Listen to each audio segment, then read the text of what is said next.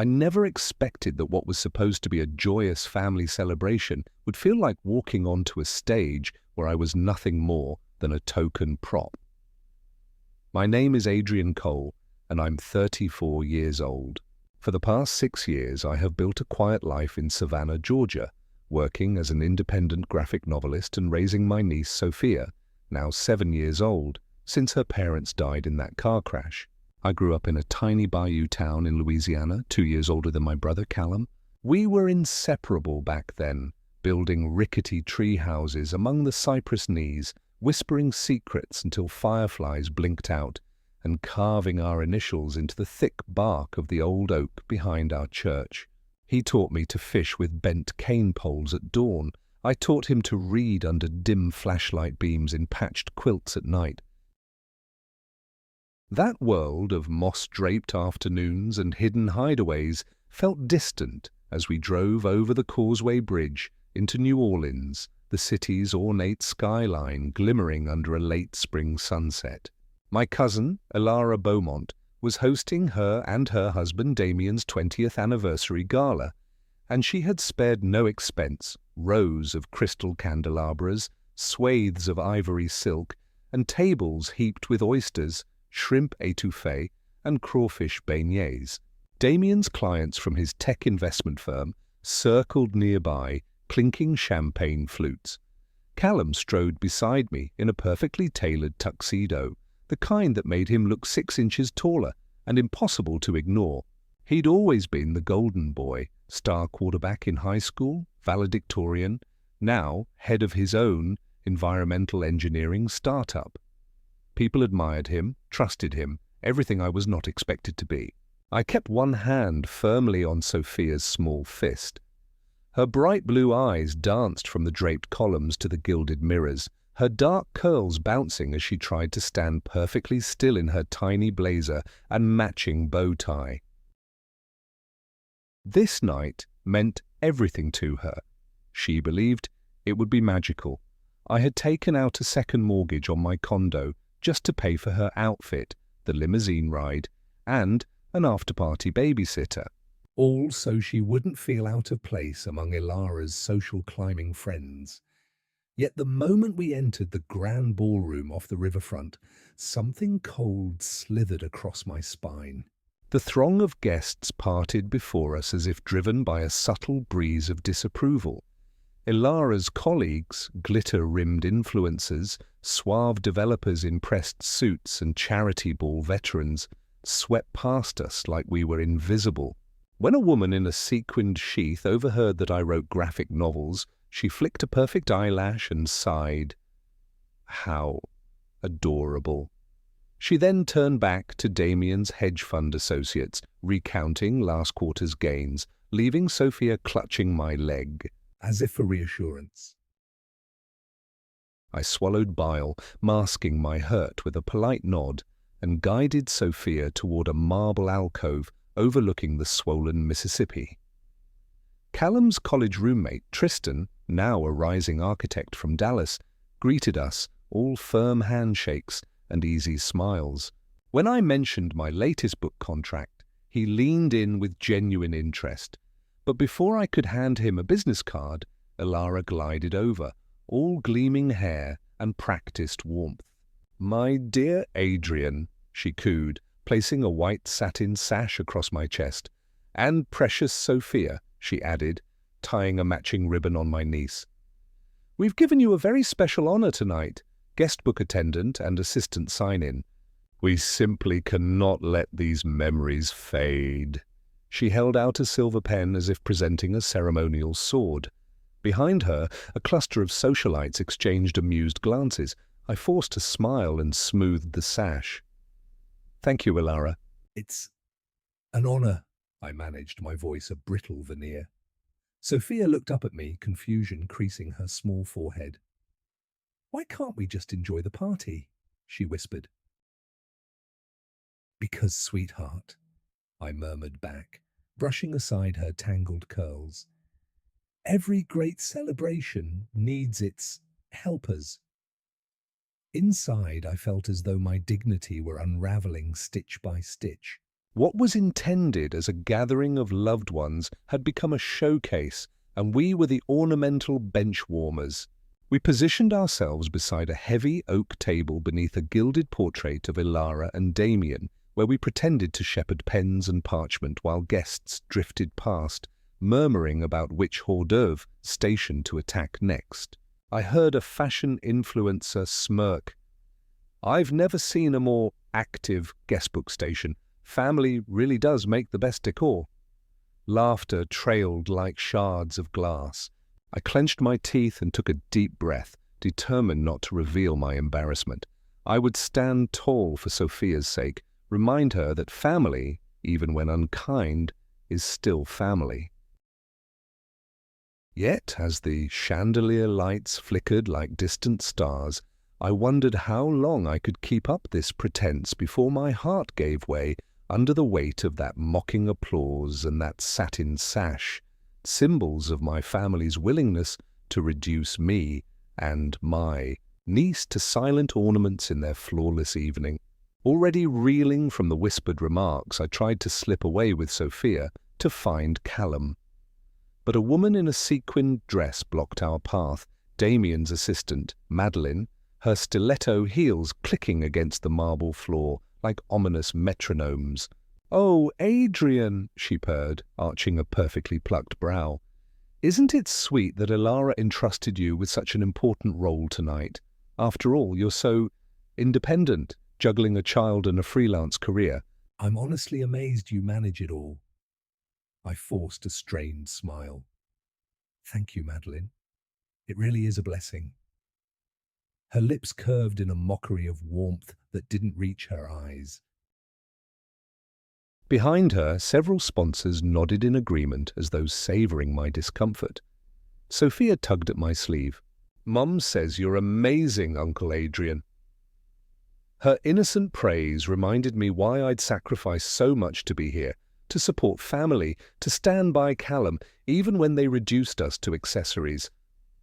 We found Callum by a cluster of white orchids surrounding a marble fountain.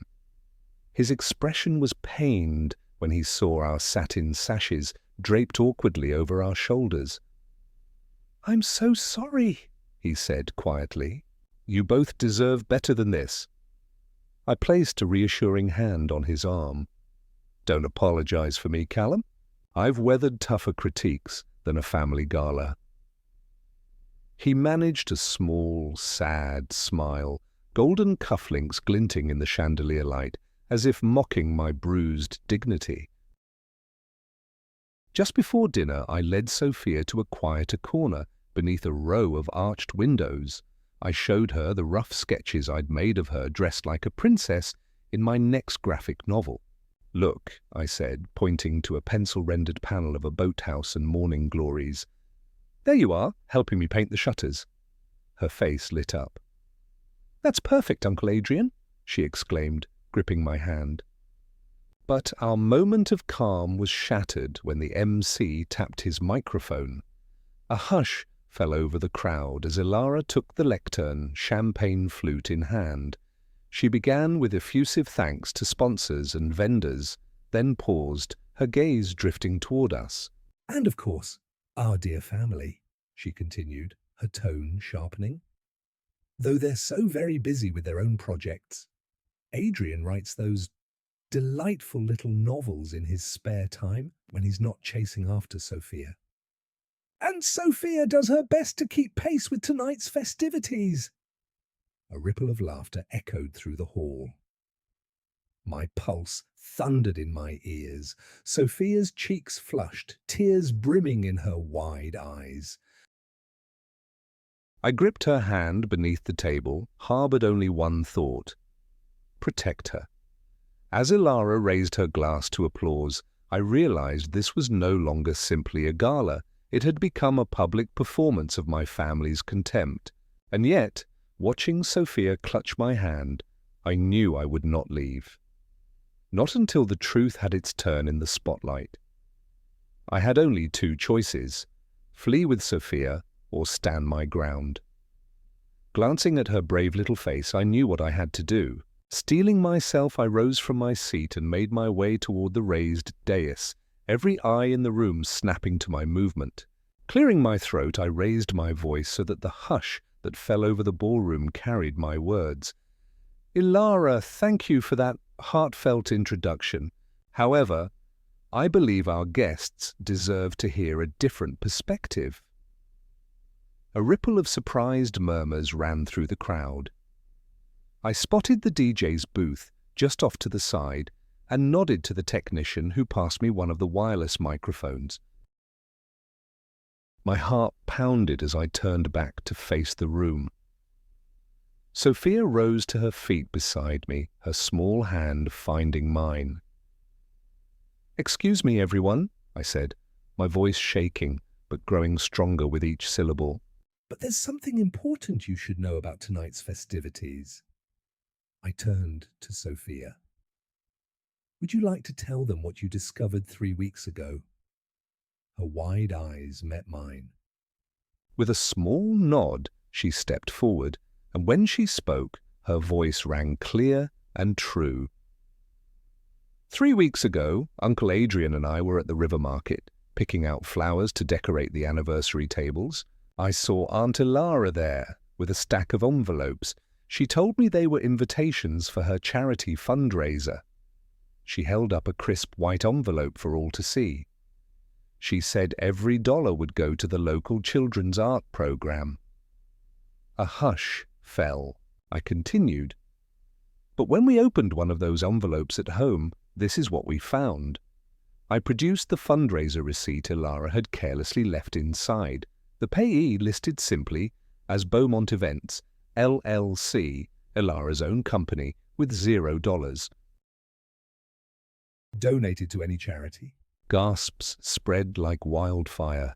Faces paled. Sponsors stared at one another in disbelief. Influencers muttered behind cupped hands.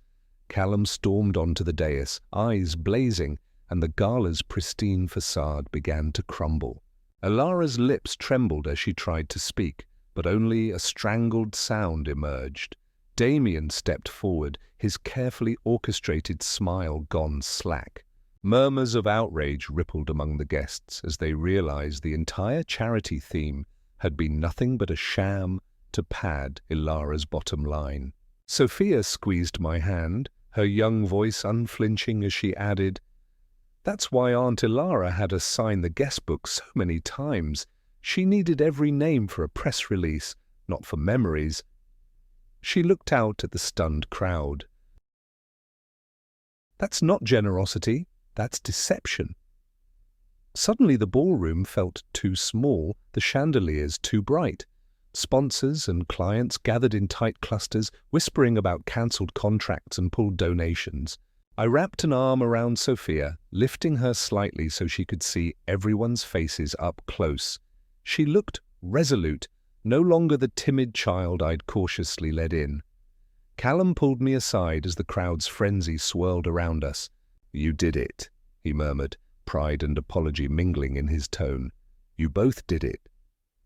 I nodded, chest pounding. For the first time all evening I felt a surge of vindication. Sofia's innocent courage had torn down the gilded veneer, exposing raw truth. And in that shattered silence I sensed the room's temperature shift, from polished indifference to uncomfortable accountability. The DJ fumbled to restart the music, but no one moved. The bandleader set his baton aside. Ilara's voice cracked as she tried to regain control, but her words fell flat. Tonight, honesty had claimed the stage, and nothing could march over it again.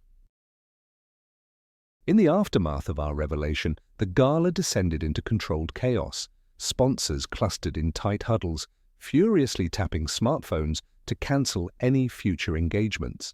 Social media influencers snapped photos and live-streamed the disintegration of Ilara's carefully curated image. Knocked off her pedestal, Ilara slumped against the lectern, mascara running down her cheeks in jagged streaks. I took Sofia's hand and led her toward a quieter lounge area off the ballroom. Plush velvet settees and low lamps offered a refuge from the mounting hysteria. She sat down on one cushion, legs swinging while I settled beside her, heart still hammering with adrenaline. "Did I do okay, Uncle Adrian?" she whispered, eyes shining with equal parts fear and triumph. "You were perfect," I answered, wrapping an arm around her small shoulders. "You spoke the truth, and sometimes that takes all the courage in the world." She nodded solemnly. "But what happens now?" I smiled against the tension knotting my chest. "Now people will have to decide whether they value honesty more than appearances, and I think some of them will be glad you reminded them of what really matters."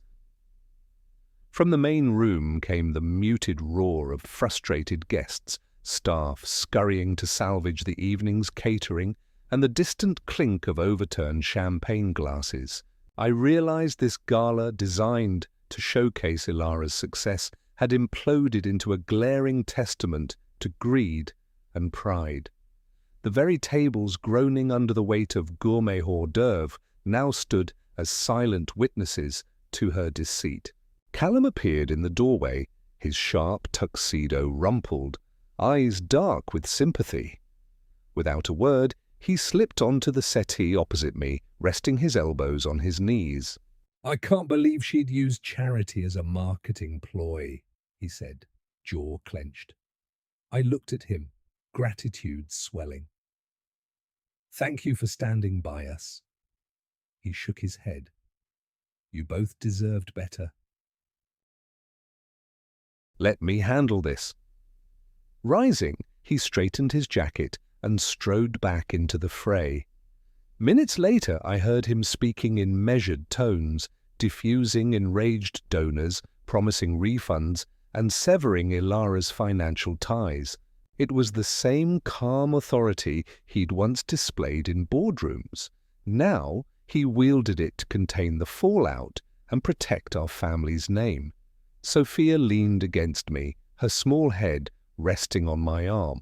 I noticed how serene she seemed now, as if unburdened by the pretense that had poisoned the night. The softness of the velvet cushion beneath us felt emblematic of the comfort we'd built in our modest Savannah apartment, far removed from this ballroom of fragile crystal and glittering chandeliers.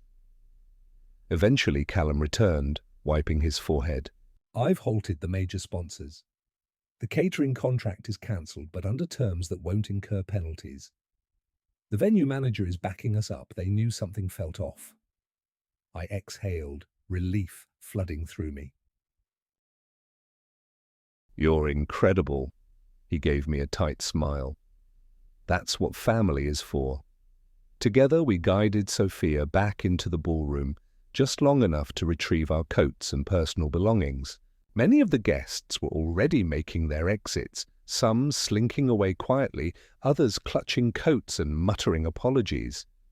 As we crossed the threshold into the lobby, I felt the humid New Orleans night air wrap around us like a soft blanket. Porters wheeled carts piled with half-eaten desserts. A lone trumpet player in the corner played a mournful jazz riff, as if lamenting the collapse of illusions. I lifted Sofia into my arms. She yawned, exhaustion mixing with relief. "Can we go home now?" she asked, voice small. "Absolutely," I whispered, pressing a kiss to the top of her head. "Let's go home." Stepping outside the Grand Hotel, we hailed a cab. I buckled Sofia into her seat, her little blazer rumpled, her bow tie slightly askew, an image of resilience rather than pretense. As the taxi pulled away, I glanced back at the glowing marquee of the hotel, knowing that within its gilded walls an artificial world had been stripped bare by one brave child and a brother's unwavering support. That night, the real celebration awaited us, not in chandeliers or catered buffets, but in the truth we carried with us, shining more brightly than any chandelier could ever glow. The cab ride back to Savannah was a quiet one. Sofia, clutching her favorite plush raccoon, drifted into sleep with her head resting against the cool window pane.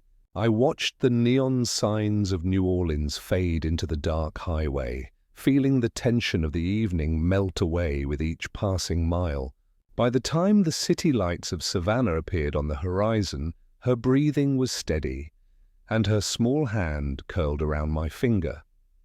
We arrived home shortly before dawn. I carried Sofia into her bedroom, careful not to wake her completely. Her mismatched slippers dangled off one foot as she turned on her side, murmuring, "Truth is stronger than diamonds, right, Uncle Adrian?" I pressed a gentle kiss to her forehead. "Right," I whispered. "Good night, sweetheart."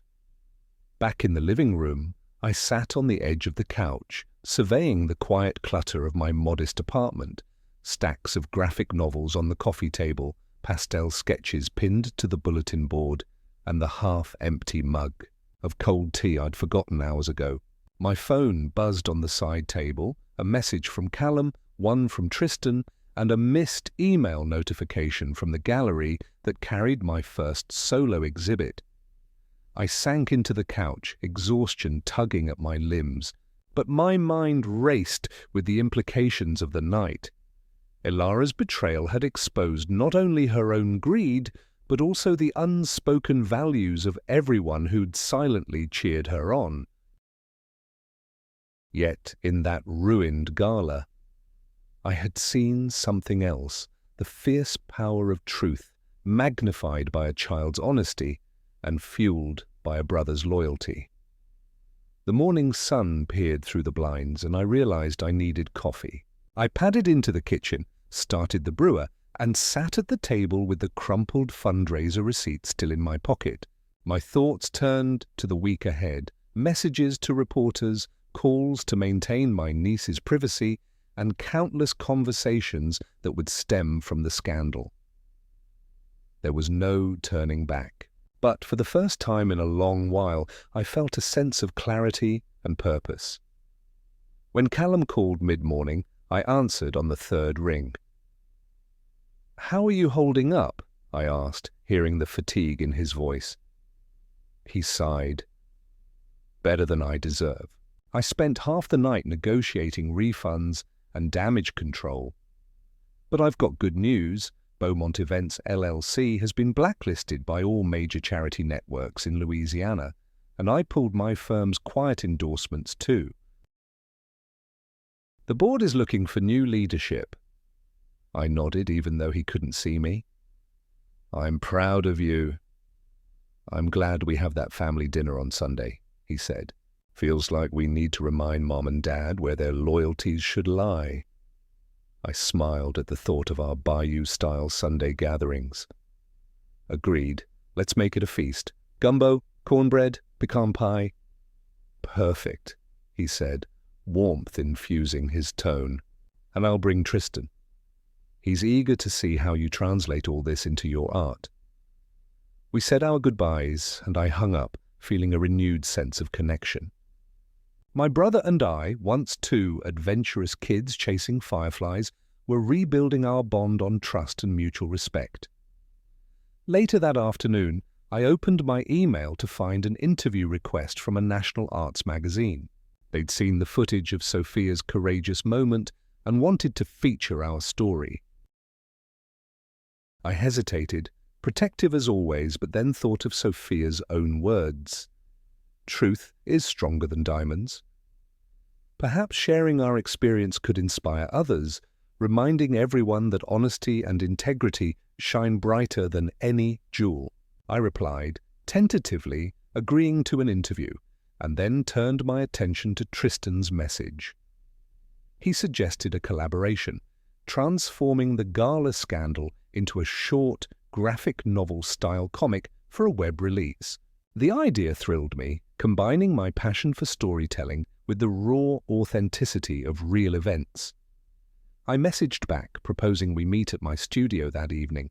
By sunset, the cool Savannah breeze drifted through the open windows as Tristan arrived, sketchbook in hand.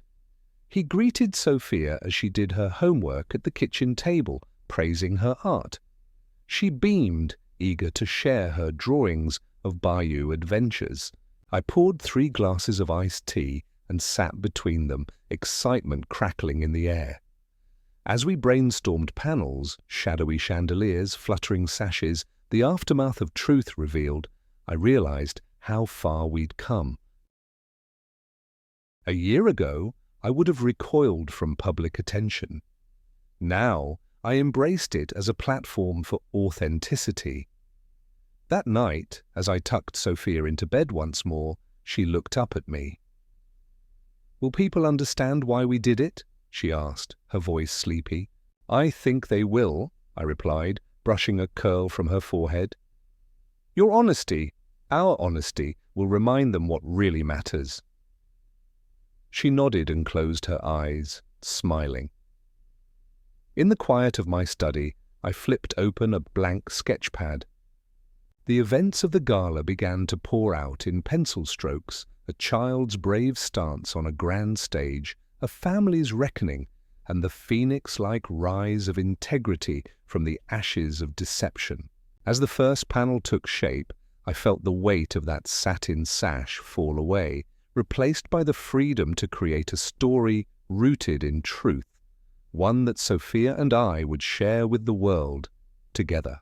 The days that followed settled into a rhythm of quiet rebuilding. Monday morning found me in my sunlit studio, sketching out the first pages of our gala-inspired comic. The pencils traced the arc of Sofia's brave stand and my brother's steadfast support, real events transmuted into black and white panels, each stroke a testament to truth's power. Tristan hovered over my shoulder, offering layout suggestions and marveling at how a single child's honesty could topple an empire of pretense. By Tuesday, I'd arranged for a small gallery showing in Savannah's art district. The walls would display not only finished pages of the graphic short story, but also original sketches of the bayou tree houses where Callum and I first learned courage and loyalty. The curator, impressed by the gallery's website video of Sofia on stage, agreed to waive the usual commission in gratitude for such an authentic narrative. Meanwhile, my parents drove down from Louisiana, their Honda rattling over the bridge into town. I met them at the coffee cart outside the gallery. My mother's eyes were red-rimmed, her well-coiffed hair slightly mussed, evidence of late-night tears. My father looked ill at ease, shifting from foot to foot. They both carried wrapped biscuits in a Tupperware container, my childhood favorite, pecan praline cookies.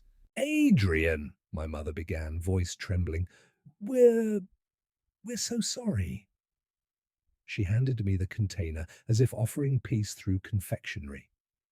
My father cleared his throat. "We shouldn't have let Ilara's ambition blind us to your worth." "We heard the interview, you and Sofia. You were so poised." I met their gaze, feeling the residual ache of old wounds.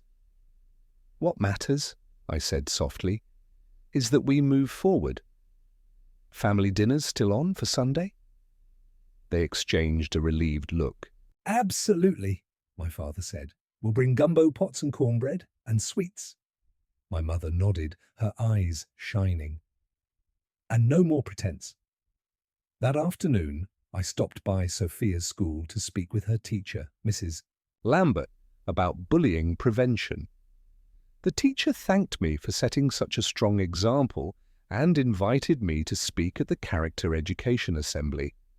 I agreed, feeling a surge of pride. My niece's courage was already inspiring others. Wednesday morning, I found a letter slipped under my door, an invitation to present our story at a regional comics conference in Charleston. The organizer wrote that she had seen the viral clip of Sofia on social media and believed our narrative would resonate across the Southeast. I called Tristan immediately, his excitement matching mine as we outlined a presentation combining live sketching with recorded interviews. By Thursday evening, Callum stopped by my apartment unannounced, holding 2 steaming cups of matcha lattes. He smiled easily as ever, slipping onto the couch. "You ready for Sunday?" he asked. I sipped and nodded. "I am." "And I've got something special," I rose and retrieved the framed guestbook entry, Sofia's neat scrawl listing every name from the gala, each crossed out with a red pen to symbolize the end of pretense. I thought we could hang this in the dining room, I said, offering it to him. He took it gently. Perfect, he agreed, eyes brimming. Let's show everyone that honesty belongs at our table. Friday dawned bright, and I spent the day finalizing the comic's first draft, then teaching Sofia a simple coloring technique in watercolor pencils. She giggled as her hand shook with excitement, transforming stark ink lines into vibrant scenes. We make a good team, she said, wiping a stray smudge from her cheek. On Saturday, I delivered the comic pages to the gallery. The curator had already printed banners quoting Sofia's line, "That's generosity, that's deception."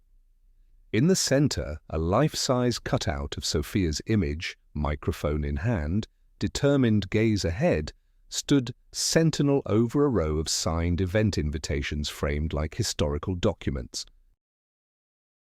That evening, my parents and Callum joined me for a quiet family meal at my kitchen table. The aroma of gumbo filled the air, and the praline cookies sat temptingly on a small plate. We laughed over old stories, canoe trips, midnight fishing escapades, and childhood pranks. My mother reached across the table to squeeze my hand. "We needed this wake-up call," she said. My father nodded, eyes misty. "We love you both so much." Sofia finished her homework at the counter, then bounded over to collect hugs from everyone. "I'm glad honesty won," she declared. We cheered her proclamation, raising spoons of spicy gumbo in a toast. Later, as I tucked Sofia into bed, her room now adorned with sketches from the comic, I reflected on the past week's whirlwind. A ruined gala, a viral moment of truth, a flurry of creative opportunities, and a family rediscovered. The tapestry of my life, once strained by silent judgment, had been rewoven with threads of integrity and love. Before switching off the light, I whispered into the darkness, "Thank you, kiddo, for reminding us what really matters." She gave a sleepy nod, clutching her raccoon tight and murmuring, "Truth is our strongest legacy." As I stepped into the hall, I realized that our story, told in ink, in memory, and in everyday gestures, would continue to unfold, reminding us always that the simplest truths shine brightest, even amid the most elaborate illusions. The week had barely warmed into late spring when I found myself on a small stage at Savannah's public library, invited to speak at the Character Education Assembly alongside Sofia. The meeting room, usually filled with muted whispers and shuffling chairs, buzzed with anticipatory energy. Rows of second and third graders sat on the floor, legs crossed, eyes wide as they took in the event posters. Courage in everyday life and truth matters most. I guided Sofia onto the stage first, her hand firmly in mine. She wore a simple blue dress now, no satin ribbons, her hair in two playful pigtails. The children erupted in applause. I felt a swell of pride that surpassed any gallery showing or Comic-Con invitation. Tonight, we were here not as contestants in a glittering spectacle, but as living examples of integrity and bravery. The librarian, Mrs. Owens, introduced us with warmth. Today we have a special guest, Ms. Sofia and her uncle, Mr. Adrian Cole, whose recent act of courage reminds us that honesty can move mountains. She smiled over her glasses, then stepped aside. I knelt down so I was eye level with the children. "Hey everyone," I began quietly, then raised my voice so every child could hear. "A few weeks ago, my niece and I were at a very fancy family party. Some adults thought family meant having fun and looking good, but they forgot what really matters." I nodded to Sofia. Sofia spoke up when she saw something unfair, something that hurt people who needed help. She told the truth, even though it was scary. The children were silent, leaning forward. I watched as a few little hands went up for questions. A boy in the front row asked, "Wasn't it scary to tell so many grown-ups at once?" Sofia took the microphone. "Yes," she said, her voice steady. "But I knew telling the truth would help fix it. It was the right thing to do." One little girl in glasses whispered, "My teacher says honesty is the best policy." The boy next to her, sporting missing front teeth, asked, "But what if telling the truth hurts someone's feelings?" I exchanged a look with Sofia and answered together, "Sometimes truth does hurt feelings, but it also heals in the long run. It gives people a chance to fix mistakes." After the Q&A, we read aloud the first 2 pages of our comic story, projecting the panels onto a screen. The children giggled at the exaggerated caricature of the influencer in her sequin dress, winced at the moment Ilara delivered her biting toast, and cheered when Sofia's speech silenced the hall. As the final panel, where Callum lifts Sofia's hand in victory, appeared, the room erupted in enthusiastic applause. Later, offstage, a shy boy named Matteo tugged on my sleeve. "Uncle Adrian," he said in a small voice. "My big sister is always mean to me, and no one else sees it. Do you think I could tell the truth like you did?" I knelt down, resting a hand on his shoulder. "Yes, Matteo. Telling the truth can be hard when the other person is powerful, but you can find someone you trust, maybe a teacher or a friend, and share what's really happening. You never have to face it alone." His eyes brightened. "Thank you." Then he scampered back to his seat. Back home that evening, Sofia and I relaxed on the porch with iced lemonade. The crickets chirped softly and the sky bled pink and orange. "Did you like talking to all those kids?" I asked. She nodded thoughtfully. "They asked really good questions. I think they'll remember to be honest when it matters." I hugged her close. "You taught them more than I ever could."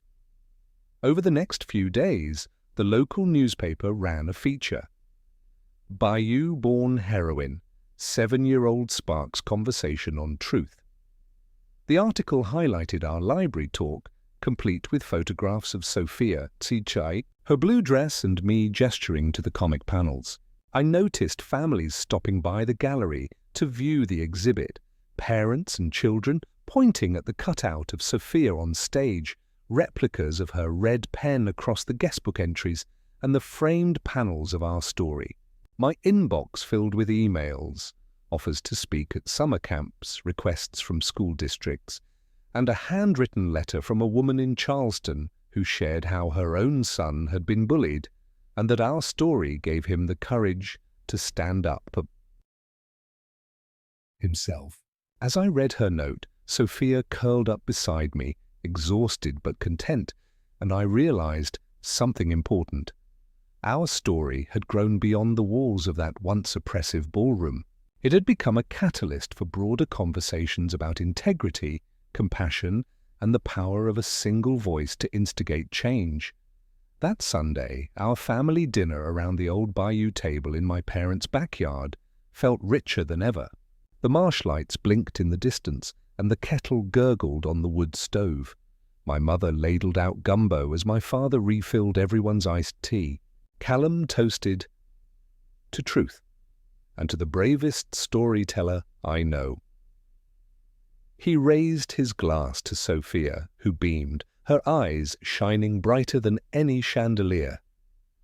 As fireflies drifted over the water's edge, I thought of the next chapter in our journey. The comic would go into wider print this autumn, we'd speak at conferences, and I would continue writing, always guided by the knowledge that stories grounded in honesty carry the truest magic. And at the center of it all would be my niece, her small hand firmly clasped in mine, reminding the world that even the youngest among us can wield the greatest power, the power of truth. The morning after our library appearance, I settled into my drafting table, determined to refine the comic's next chapters. Sunlight streamed through the window, illuminating stacks of sketch pads, ink pens, and scattered coffee mugs. Tristan arrived soon after, carrying a portfolio of architectural renderings that he'd transformed into digital storyboard layouts. Together, we mapped out how to depict the deepening bonds between Sofia, Callum, and me. How the treehouse in the bayou evolved into a symbol of our enduring support for one another. By late afternoon, I paused to check my phone. A confirmation email glowed on the screen. The Southeastern Comics Conference in Charleston had accepted our presentation proposal. They wanted us to deliver a live behind-the-scenes look at creating Child of the Bayou, our graphic short story, complete with real-time sketching and a Q&A session. My chest swelled with excitement and nerves. I'd never spoken at a conference of that scale, much less with my 7-year-old niece by my side. Still, I thought of the confident way Sofia had addressed dozens of schoolchildren just days ago. If she could stand before that assembly hall, she could face any conference crowd. I sent Tristan a triumphant text, "Charleston is on." His reply came almost instantly, "Let's make it unforgettable." That evening, I joined Callum for a late-night dinner at the Savannah Spoon, our favorite waterfront cafe. Summer breeze carried the faint scent of magnolias as we shared a bowl of gumbo and toasted iced teas. I told him about the conference, and his grin was as bright as the moonlight bouncing off the river. "You're going to knock their socks off," he assured me, "and Sofia will be the star." I laughed, recalling the flurry of media attention her moment of truth had sparked. "She already is a star," I said, "but stars need a stage. Charleston might just be ours."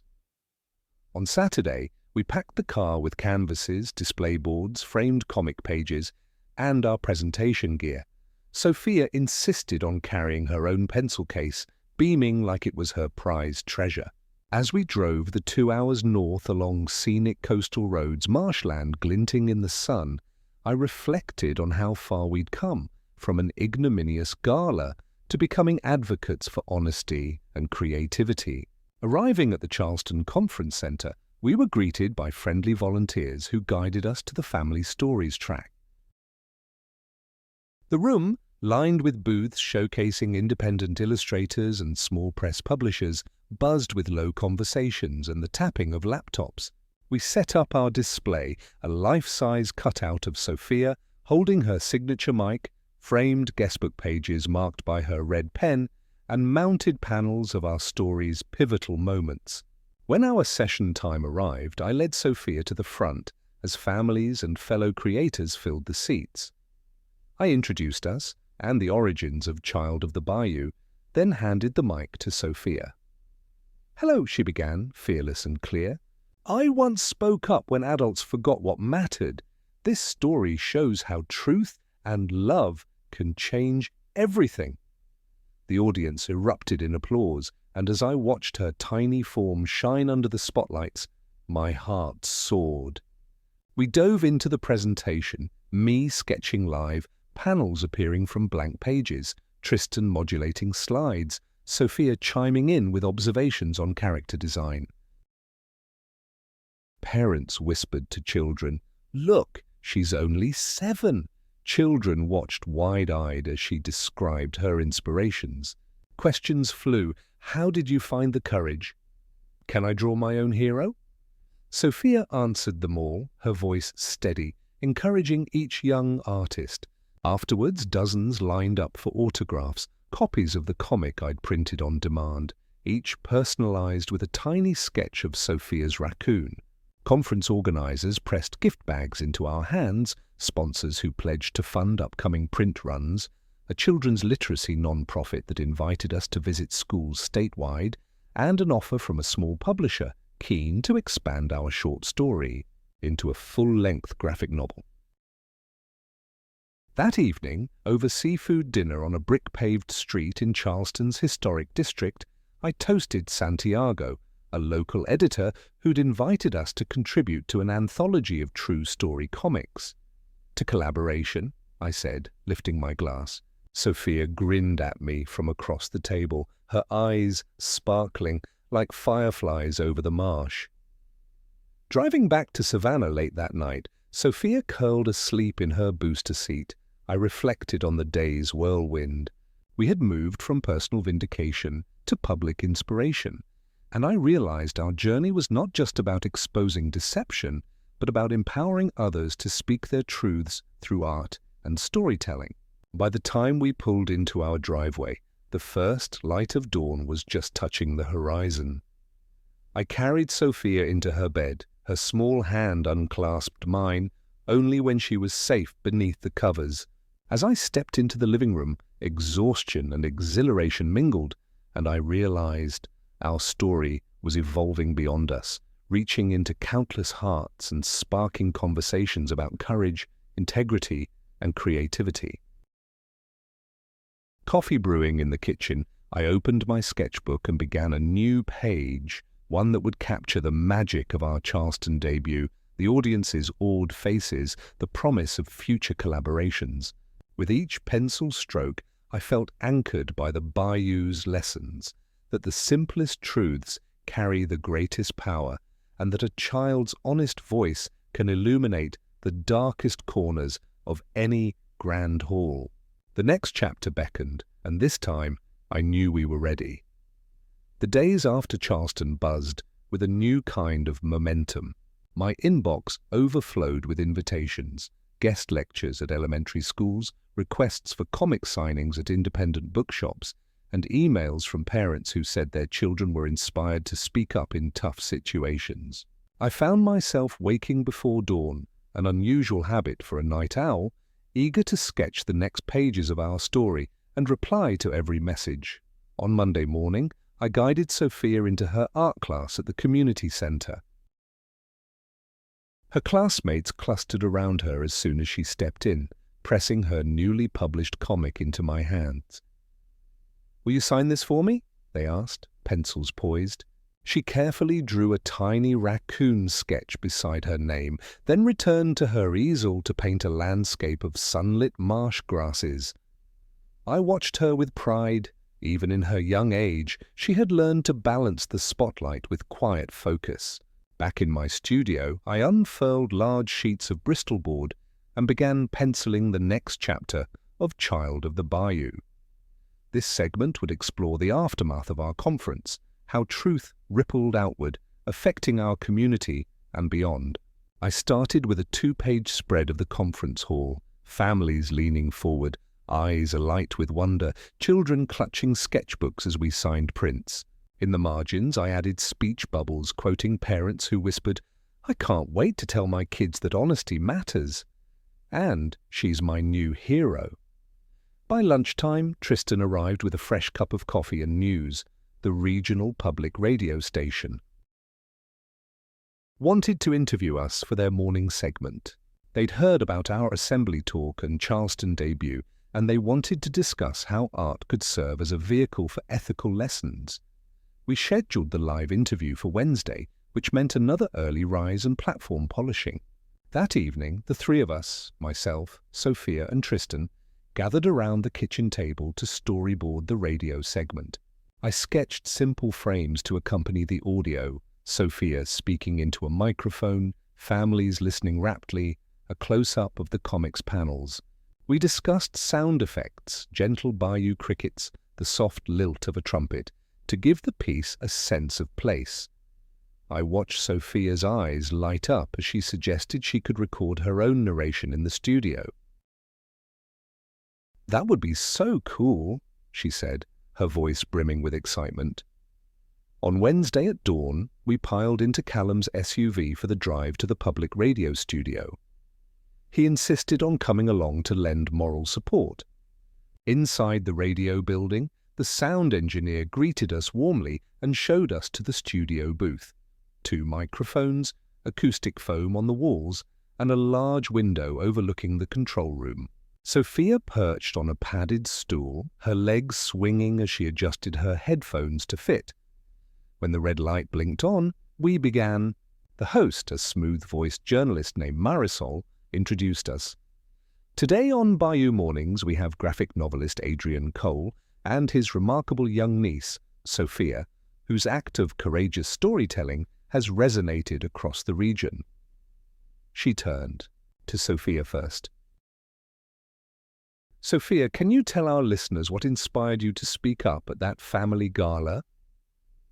Sofia took a deep breath, then recounted the story in her clear, earnest tone. Seeing the false charity envelopes, understanding that promises should mean action, and deciding that the only way to help real children was to expose the lies. I watched her from the corner of my eye, struck by how poised she was, how her small voice carried the weight of her convictions.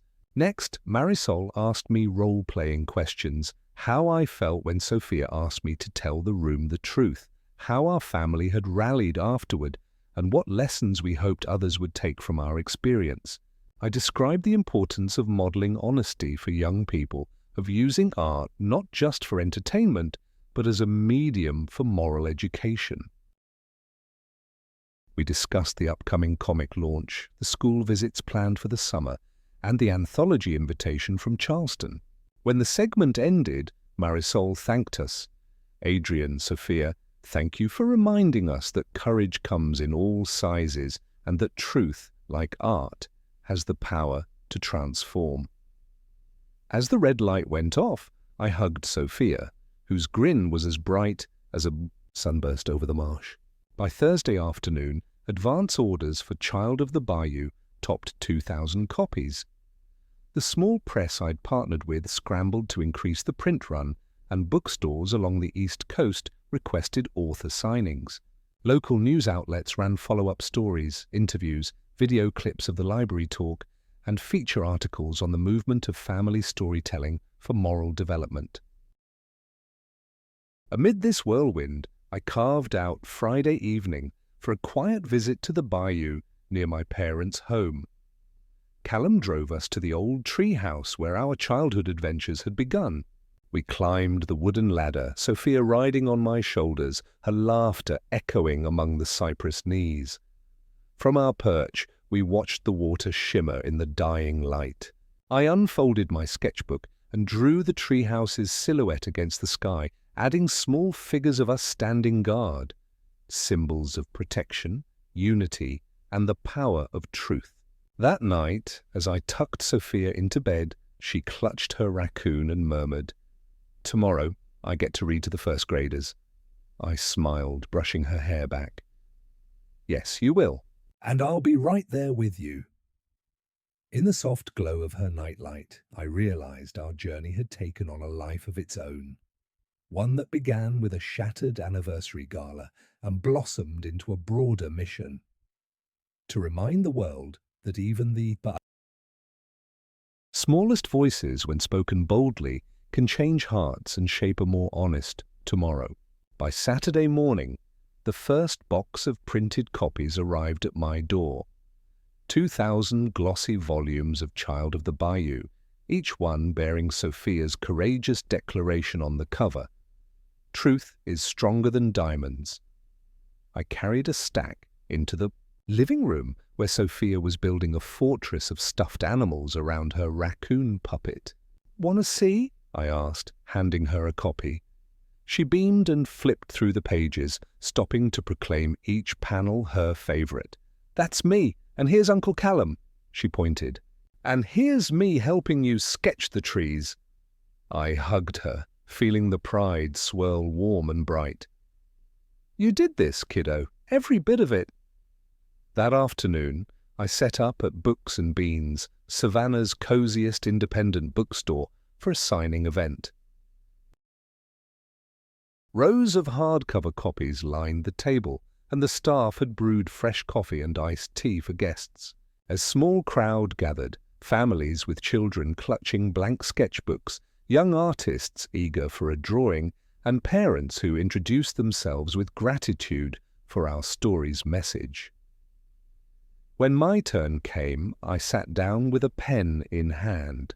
The first person in line was a young woman holding her toddler daughter.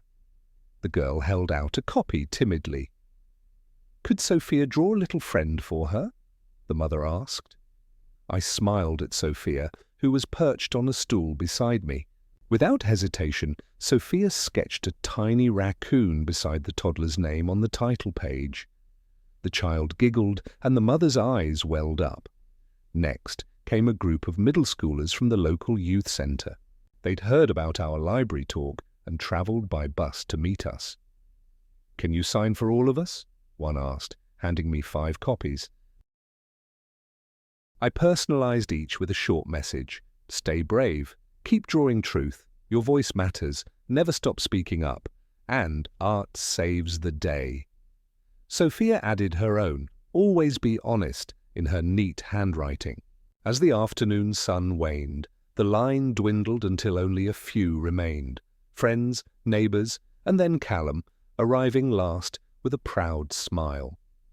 He placed a copy on the table. "For me?" I teased. "For us," he replied. "Thank you for showing me and everyone what family really means." That evening, as the bookstore cleared, I packed the remaining books into neatly labelled boxes for shipment to other stores. Sofia reorganised my pens and markers with solemn care, as though preparing for our next big project. Back home, we celebrated with homemade pizza and fresh lemonade on the porch swing. Fireflies blinked in the garden, and the night hummed with cicadas. Sofia rested her head on my shoulder. "What's next, Uncle Adrian?" I gazed at the horizon, where the first stars were appearing. "Next," I said softly, "we keep telling stories, stories that remind people of kindness, honesty, and courage, and we do it together." She smiled sleepily, her eyelids fluttering. "Together," she whispered, before drifting off. That night, I sat at my drafting table under the soft glow of a desk lamp and began penciling the opening pages of our next adventure, a new graphic novel that would follow a young heroine inspired by Sofia, navigating her own trials with truth as her guide. As each line appeared on the crisp page, I realized that this journey, beginning with a crumbling anniversary gala and leading to conferences, library assemblies, and bookstore signings, had become far more than a personal vindication. It had blossomed into a shared mission to give voice to integrity and prove that even the smallest storyteller can change the world, one honest word at a time. Monday dawned grey and drizzly, an unexpected gift for Savannah's drought-stricken gardens. I brewed a pot of dark roast coffee and sat at my drafting table, reviewing pages of the new graphic novel while Sofia finished breakfast across the room. Today was our first scheduled school visit, Maplewood Elementary, 15 minutes from our house. The school's principal had invited us to address every third-grade classroom, encouraging students to create their own heroes through truth and creativity. By 9:30, we pulled into the school's circular drive. Maplewood's red brick building rose behind a row of flowering crepe myrtles. I carried my messenger bag loaded with ink pens and souvenir comics. Sofia toted a small backpack filled with coloured pencils. Hand in hand, we walked past a bulletin board announcing "Author Visit Today" in bold letters. In the multi-purpose room, 300 eager faces turned upward as we entered. The cafeteria tables had been pushed aside, chairs arranged theatre-style. Smiles spread across children's faces. Some held copies of Child of the Bayou, others clutched blank notebooks, ready to become their own storytellers. Principal Harris greeted us at the front, her enthusiasm bright despite the rain. "Mr. Cole, Sofia, thank you for joining us. We've been talking about ethics in class, and your story perfectly illustrates how honesty and empathy shape our community. I nodded, stepping forward. Thank you for inviting us. Today, Sofia and I want to show you how art and truth go hand in hand. The children applauded. I began with a short slideshow of our first panels, Ilara's empty charity envelopes, Sofia's decision to speak up, Callum's unwavering support. Sofia stood by the projector, pointing out details. See how Aunt Ilara's eyes flick away? That shows she doesn't feel proud. The students leaned forward, absorbing every nuance. Next, Tristan joined us via video link from his Dallas studio, beaming waves. He explained how his architectural training helped design layouts that guided readers through the narrative. Then the three of us showcased a quick live drawing demonstration. I sketched a marsh treehouse, Tristan layered digital backgrounds, and Sofia colored in glowing fireflies at dusk. The children gasped as the scene came alive in vivid hues. Then came the moment I love most, workshop time. Each child received a 2-page spread of blank comics. I instructed them to draw a character who faces a difficult choice and decides to tell the truth, even if it's hard. Sofia knelt among them, offering pointers. Think about what your character feels. Use speech bubbles to show their thoughts. Laughter and quiet concentration filled the room as the future storytellers tackled their panels with determination. 45 minutes later, the room buzzed with creative energy. Students held up their comics, a shy boy whose robot tells on a classmate who cheated, a young girl who admits she broke her neighbor's window, a superhero who reveals a hiding spot to rescue trapped puppies. Principal Harris beamed as we collected the drawings, promising to display them in the hallway gallery. On our way out, a mother paused me at the door. Mr. Cole, my son has always been too shy to speak up, but today he said he's going to tell the truth next time he sees someone being excluded. Thank you, I smiled, my heart full. Back in the car, the rain had turned to a steady drizzle, and Sofia rubbed sleep from her eyes. That was fun, she murmured. Do you think my comics will help someone else? I braked at a stop sign and turned to her. Absolutely. Each comic is a promise, to yourself and to others, that truth matters. Today, you inspired nearly 300 classmates to be brave. Later that afternoon, I returned to my studio to find a large envelope from the Savannah Arts Council. Inside was an invitation to design a community mural on a school building. The theme, truth and storytelling. The council wanted to collaborate with local artists and youth to paint a mural incorporating scenes from Child of the Bayou alongside original creations by Maplewood students. I called Principal Harris, who was thrilled. This will be a living legacy, she said. Over the next week, I assembled a small team, Tristan handling digital templates, an art teacher from Maplewood arranging student contributions, and a local muralist named Jasmine who volunteered her spray paint expertise. We scheduled evening sessions, gathering under floodlights at the school's exterior wall.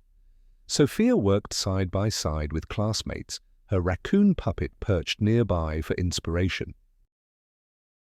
She sketched firefly clusters glowing over the marsh, while other students drew their hero characters beneath the treehouse. Parents joined in, painting backgrounds of sunrise and river reflections. Day by day, the wall transformed, a sprawling tableau of marsh grasses, child-made comic panels, and the bold title, Where Truth Grows, arcing across the top. Callum stopped by with his startup team to lend a hand, rolling paint, cleaning brushes, and offering high fives to every little artist. Even my parents dropped in, my mother carefully painting a distant cypress silhouette, while my father spread a protective varnish coat. By the end of the month, the mural stood complete, a vivid testament to the power of collective storytelling and honesty.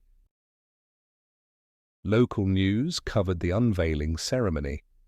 Sofia cut the ceremonial ribbon, her eyes shining brighter than the freshly painted hues. I watched as she addressed the crowd. Truth is our seed. We plant it together, we grow. A better world. Applause thundered. That evening, as we packed up our supplies for the last time, I realized this chapter of our journey had come full circle. From a single act of truth at a glittering gala to hundreds of children finding their voices, from a graphic novel to a living mural, our story had woven itself into the very fabric of our community.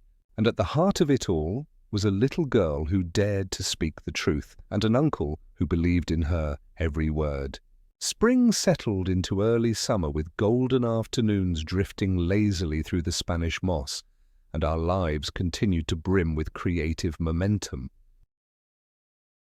The mural at Maplewood Elementary, where truth grows, had become a local landmark, drawing families for photos and inspiring a handful of neighborhood art clubs. Yet, even as I juggled mural commissions and speaking engagements, my heart remained anchored by one constant: the quiet joy of watching Sofia learn and grow. On a humid Tuesday morning, I escorted her to school's summer art program, a special session hosted by the Savannah Arts Council in partnership with local illustrators. We arrived at the air-conditioned community center just as a ceiling fan kicked on with a soft hum. The room buzzed with chatter as nearly 50 budding artists unpacked sketchbooks and paints at long folding tables. "Sofia," called Ms.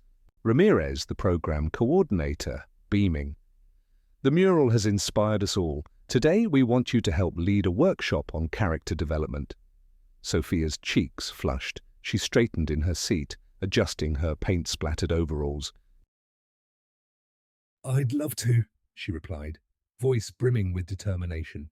I watched proudly as she took the lead, guiding small teams to imagine heroes who upheld honesty in various scenarios. A park ranger protecting endangered turtles, a bus driver admitting a route mistake and finding a detour to save a stranded student, and a role reversal panel featuring an adult apologizing to a child for a broken promise. Each group sketched, inked, and colored under Sofia's gentle direction. I circulated among the tables, offering tips on perspective and composition, but it was Sofia's genuine encouragement that drew the brightest smiles. After a 2-hour workshop, the children's creations were mounted in a pop-up gallery, their panels forming a kaleidoscope of empathy and integrity. One little boy shyly presented me his drawing, a girl returning a lost wallet full of summer job money. "I want to be like her," he mumbled. I knelt to his level. "You already are," I said. "Every time we make the hard choice, we plant seeds of trust." That afternoon, I returned to my studio to finish the final chapter of Child of the Bayou, in which our protagonists celebrated the mural's completion. I sketched the closing pages, Sofia, Adrian, and Callum standing before the newly painted wall, hand in hand, as neighbors and friends gathered around them. The last panel, framed by firefly light, contained only 3 words, scripted in Sofia's handwriting: "Truth lights the way." With the manuscript complete, I emailed the file to our publisher, along with a heartfelt note. "Thank you for believing in a 7-year-old heroine and her graphic novel uncle. Together, we'll remind the world how brightly truth can shine." By week's end, the regional bookmobile tour rolled into town, a colorful bus stocked with children's literature, visiting parks and rec centers. The Arts Council arranged for Child of the Bayou to be featured on the top shelf, and they invited Sofia and me aboard for story time. We climbed the bus steps and found a semicircle of beanbag chairs where 30 wide-eyed kids awaited. I began with the first panels, reading the narration aloud while weaving in commentary about the marsh, the treehouse, and the value of honesty. Sofia chimed in, naming her favorite illustrations, pointing out small details like the raccoon's mischievous grin. Afterward, the children lined up for copies and sketches, giggling as they received personalized raccoon doodles. As the bookmobile departed for its next stop, drivers honked and waved. I waved back, a lump of gratefulness rising in my throat. In a short time, our little story had danced through libraries, schools, bookstores, conferences, murals, and even a moving van, spreading seeds of courage and compassion wherever it roamed. That evening, Callum joined us for dinner on the screened-in porch, grilled catfish, hush puppies, and a green salad from our garden. Fireflies flitted overhead as we ate by lantern light. I watched Sofia laugh at her father's clumsy attempt to shuck corn and felt an overwhelming sense of contentment. Our family, once fractured by pride and pretense, had rediscovered its roots in honesty and support. Later, I tucked Sofia into bed. She hugged me tight. "Uncle Adrian," she whispered, "what's our next story?" I smiled, smoothing back her curls. "That's up to you," I said. "Wherever your imagination leads, and wherever the truth needs telling, we'll be there." She closed her eyes, a serene smile on her lips. Turning off her nightlight, I returned to my study.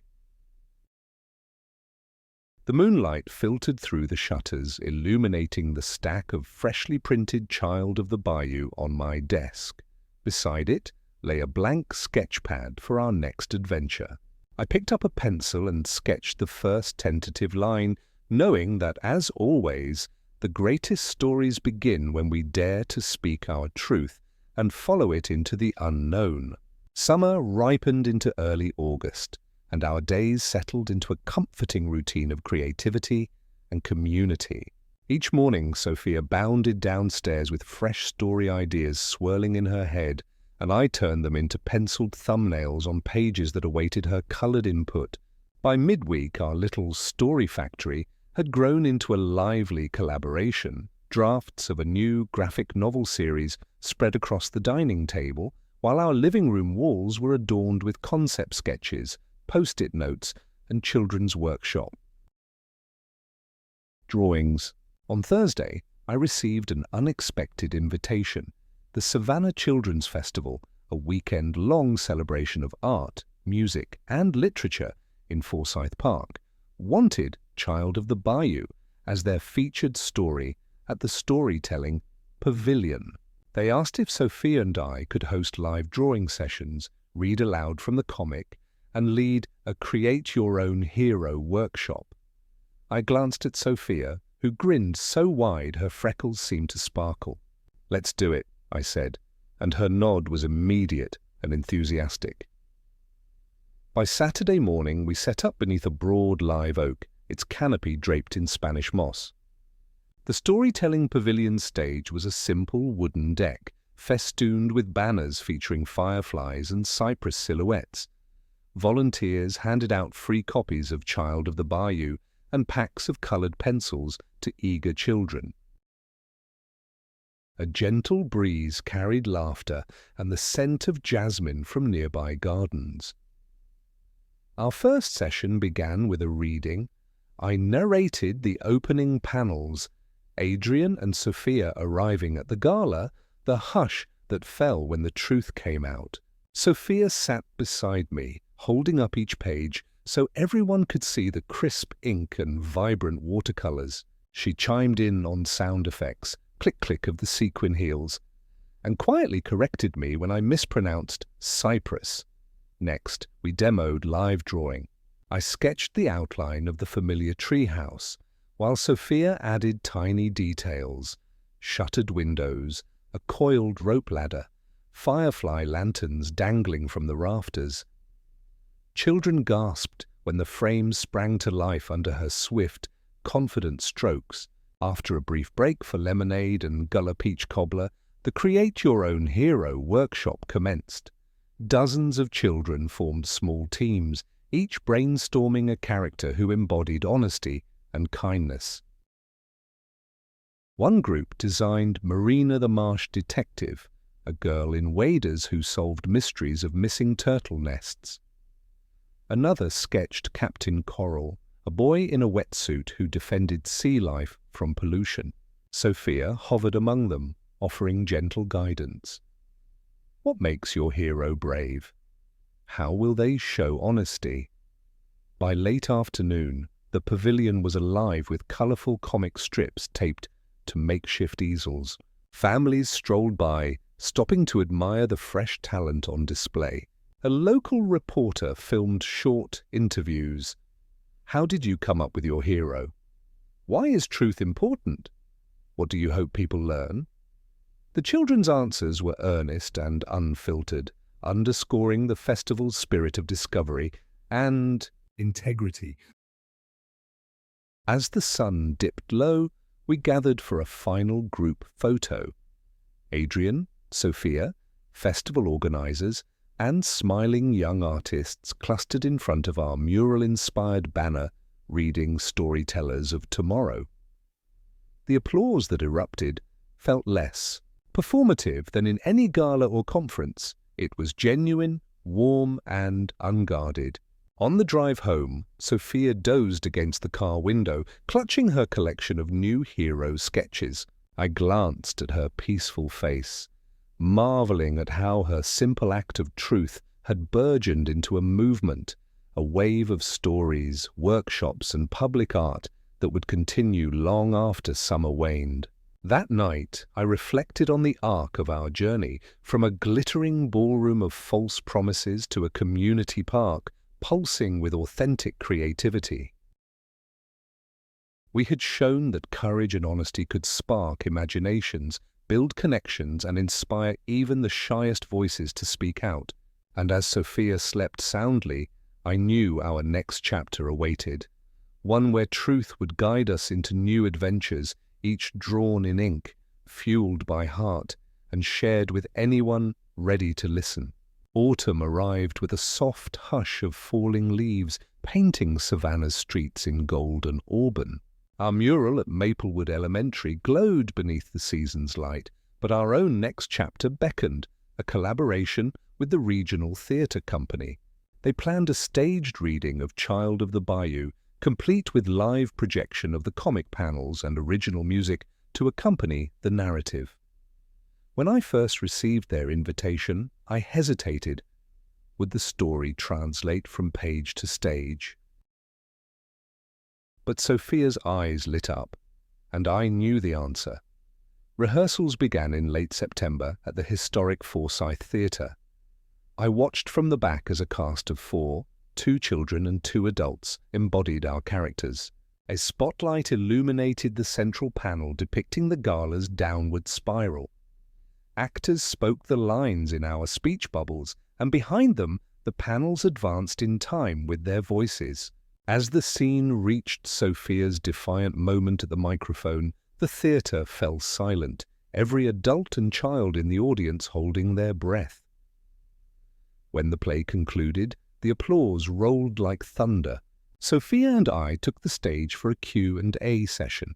A young actor who'd played the influencer character admitted, "I felt horrible delivering those cruel lines. Thank you for letting me see the impact of my words." A child in the front row asked, "Did you ever think the play would happen?" Sofia smiled. "I just kept telling the truth. Then more people believed in it." It felt surreal and magnificent all at once. That weekend, as the temperature dipped, I accompanied Sofia to a local art festival at City Hall. We hosted a pop-up bookstand, and alongside Child of the Bayou, preview pages from our upcoming sequel, tentatively titled Whispers of the Cypress, drew curious glances. In this new story, our heroine would confront rumors that threatened her community, learning once again that truth and empathy can dispel the darkest misunderstandings. By mid-October, the city announced a literacy award ceremony for community champions. When I nominated Sofia and our project, they recognized her with the Young Voices Award, the youngest recipient in the award's history. Standing on the dais in city council chambers, She accepted a medal shaped like an open book, her cheeks flushed with pride. Council members spoke of her courage and her gift for guiding others toward honesty. I couldn't have been prouder. As fall deepened, our family traditions wove new threads. One crisp Sunday, we returned to our bayou treehouse ruin, now reinforced with fresh boards and whimsical lanterns, where my parents joined us for a picnic of gumbo and cornbread. Callum strung holiday lights among the branches, and Sofia declared it our story tree, where every winter we'd gather to share tales of bravery and truth. That evening, I sat at my drafting table to finalize Chapter 14 of Child of the Bayou, capturing the moment the community stood together beneath the mural and treehouse to celebrate their shared values. I sketched families holding hands, children lifting paintbrushes in solidarity, and fireflies dancing above the gathering like tiny beacons of hope. Before bed, Sofia tucked her raccoon puppet beside her and asked, "When will the sequel come out, Uncle Adrian?" I kissed her forehead. "Soon," I promised. "But until then, we'll keep telling our stories, on stage, on pages, and in every heart that's willing to listen." As she drifted to sleep, I realized that our truth-seeking adventure had become more than a personal triumph. It had ignited a community-wide movement. Each chapter, whether sketched in pencil, painted on a wall, or performed under a spotlight, reminded us that even amid glittering facades, honesty remains our brightest guiding light. And with Sofia as my co-author, I knew our story's best pages were still waiting to be drawn. The first frost of winter had just dusted the streets of Savannah with a hint of sparkle, and our world felt both familiar and newly transformed. Snow was rare in these parts, but the crispness in the air reminded me of the beginnings of our journey, when a single day of honest courage changed everything. Now, as December's glow settled over the bayou town where Callum and I grew up, we prepared for one final celebration of our shared adventure.